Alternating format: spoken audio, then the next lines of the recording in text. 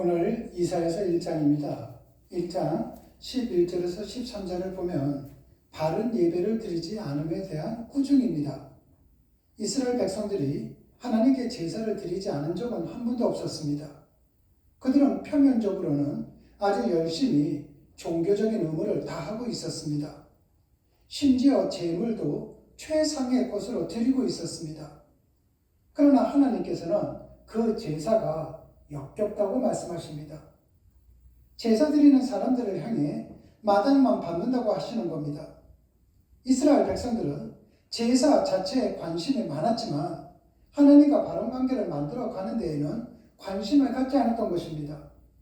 단지 종교적인 의무를 행하는 것이 하나님과의 관계를 충분히 이어주는 끈이 된다고 생각을 한 것입니다.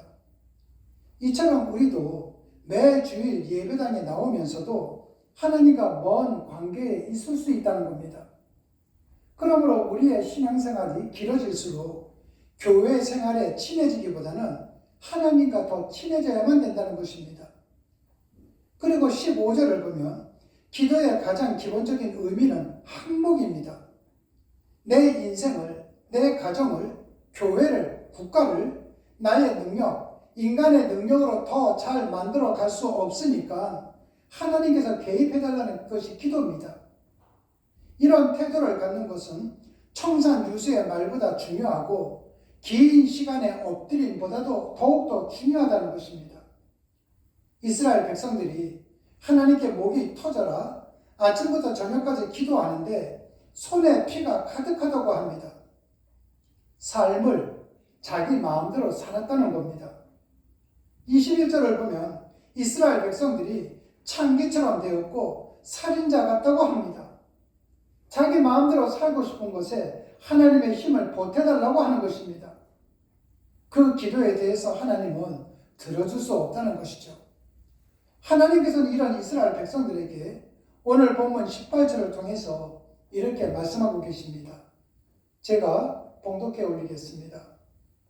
여호와께서 말씀하시되 오라 우리가 서로 변론하자.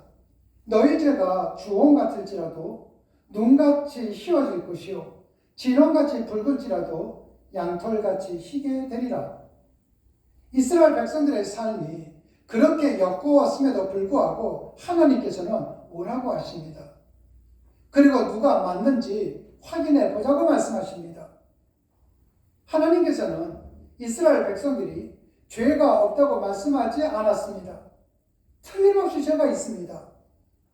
그럼에도 불구하고 눈과 같이 양털같이 된다고 하시는 것은 저절로 또는 결심만 하면 그렇게 된다는 의미가 아니라 하나님께서 그렇게 해 주시겠다고 약속을 해 주시는 것입니다.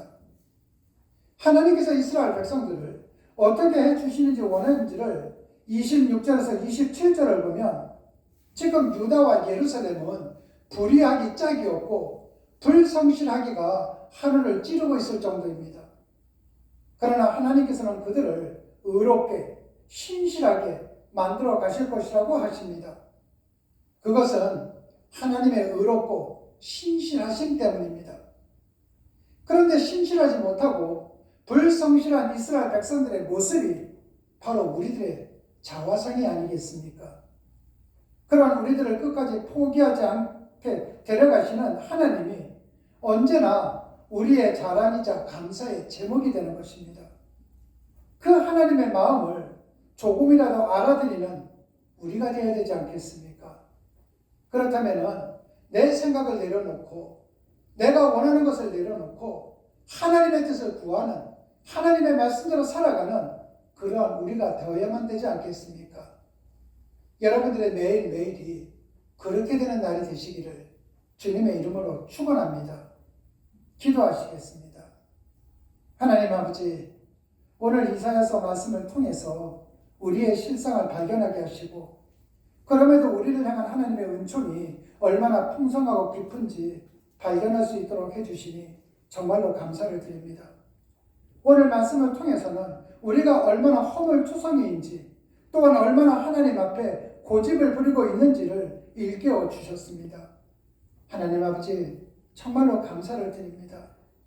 죄악스럽고 연약한 우리를 끝까지 포기하지 말고 끝까지 인도해 주시기를 간절히 소망을 드립니다.